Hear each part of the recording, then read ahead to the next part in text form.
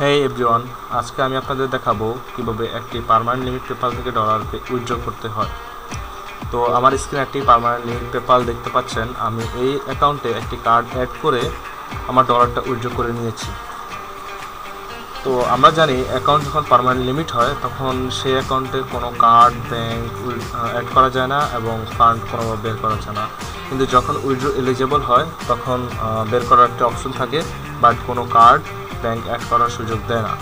তো এরকম PayPal account যাদের আছে তারা অবশ্যই আমার সাথে যোগাযোগ করবেন, আমি আপনাদের অ্যাকাউন্টে ডলার বের করে দেবো।